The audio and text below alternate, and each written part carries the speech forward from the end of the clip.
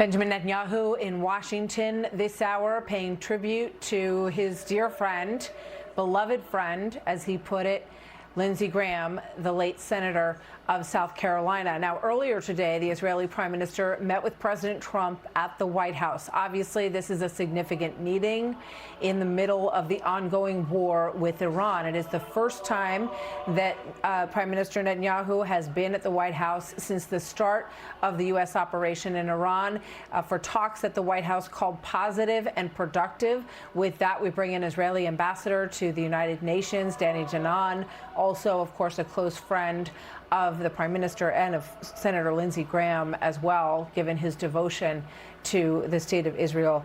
Danny, thank you very much, Ambassador. Good to have you with us today. Your thoughts on the service, first of all, that we have been watching over the last couple of hours.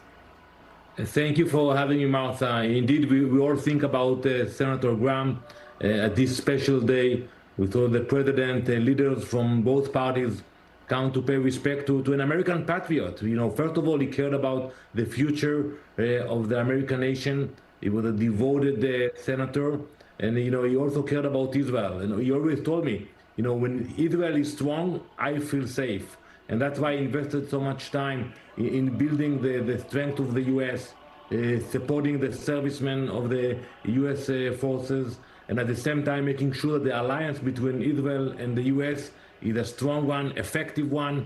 We will definitely miss him. We already miss him now. Tell me a little bit about this meeting that happened between Prime Minister Netanyahu and President Trump today. You know, there have been rocky junctures in their relationship, although President Trump always first and foremost talks about the friendship between the two countries. He said sometimes, you know, Bibi and I, as he put it, we have issues over how to carry out these attacks in Iran and how to reach the result. Give us a sense of what you've learned about how this meeting went today, Danny. Well, there's a strong bond between the nations, between the leaders. You know, the very fact that they met 8 times since President Trump came back to the White House speaks for itself. And we share the same vision. And today when they spoke about Iran and the threat, you know, we all have the same strategic goal, making sure that Iran will not obtain nuclear power.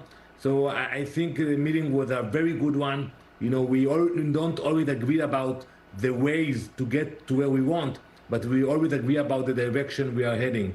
And today was another step forward, and the connection will continue between the teams, between the leaders, and you saw the chemistry between Prime Minister Netanyahu and President Trump. Well, it's clear. We saw the Secretary of War having a long conversation with the Prime Minister when they all entered. But, you know, over the past several days, President Trump seemed to be on the precipice of another major scale attack against Iran and decided to pull back from that. What was the response in Israel to that news? We respect the judgment of President Trump on this issue. One thing is clear for us. If Israel will be attacked, Martha, we will not sit idly by. We will retaliate immediately, and it will be very costly for the Iranians. Regarding the next steps, you know, the president is leading the efforts. We fought together with the U.S. If there will be a request or a need, we will be there again.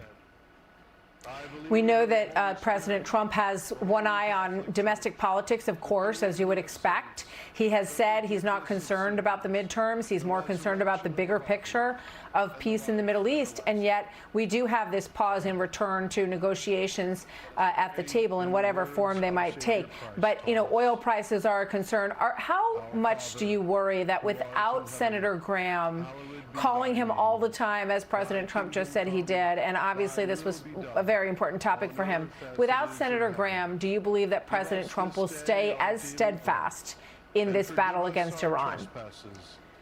Well, you know, Lindsey will be missed. You know, I remember my last conversation with him. I asked him about his re-election campaign. And he told me, I don't care about my campaign. I care about the well-being, the security of the U.S. and Israel. So definitely it will not be the same. But when you look at the topics and the values, they are still here. The same value that Lindsey believed, you know, freedom and a strong connection with Israel and the U.S. So the bond is still there, and we trust President Trump and his team, and we still have many friends in the U.S. You know, it's a bond between people and values. It's bigger than the individuals, but definitely Lindsey was a a unique character leading that bond. Well, he had a love for Israel and the power of its democracy in the Middle East that was so clear throughout his whole life. Ambassador Danny Danon, thank you very much for joining me today. Good to have you with us. Thank you, Martha. We'll be right back. And I am life. All right, thanks for watching. Check out my new podcast, Hanging Out with me, Sean Hannity. The big interviews, the debates you won't get anywhere else. Like and subscribe for new episodes every Tuesday and Thursday.